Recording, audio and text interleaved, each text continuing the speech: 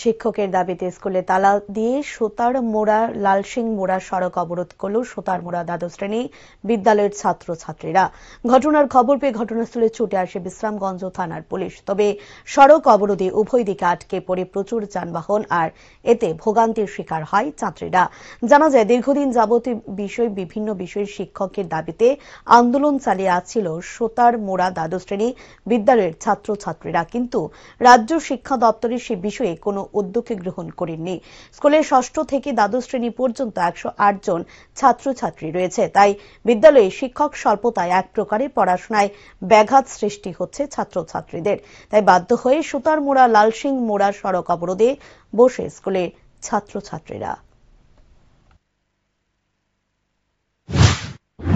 Madam join করেছিলেন, ওনার বাবা মারা গেছে, ইংরেজি টিচার জয়েন করেছিলেন, ছুটিতে আছে। আর এর পূর্বে আরও দুইজন শিক্ষিকা আমাদের স্কুলে, একজন ডেপুটেশন আর একজন এখানে পোস্টিং ছিল।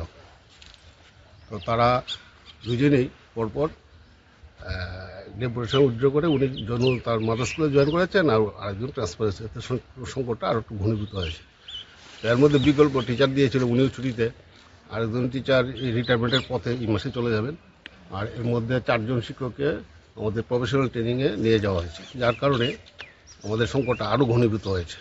এই অবস্থায় ছাত্ররা এখানে ব্লক করেছে না, ইনচার্জ আমাদের অফিসিয়ালভাবে জানানো আছে, আইএস জানে, বিউ স্যার জানেন। আমাদের যত সম্ভব সবসময় আমরা এই বিষয়টা তাদের নজরে। আমাদের স্কুলে এখন ধরেন নুনে 108 জনের মতো, 6 to 12 108 শিক্ষক শিক্ষিকা বলতে আমরা এখন আছি অ্যাট প্রেজেন্ট আমরা কাগজপত্রে 8 জন। এই তো জানুয়ারি 31 একজন রিটায়ারমেন্টে যাবেন, আর একজন ছুটিতে রয়েছে। আমার নাম বাদল ঘোষ, আমি জিটি। দাবি তো আংশিকতা হলো সত্যতা আছে, এটা আমরা সাফার ফিল করি। আমি মনে করি একটু এদিক সেদিক হয়, আমরা আমাদের যখন আসি না, এই রুটটাতে গাড়ি পাওয়া ধরা কষ্টকর হয়।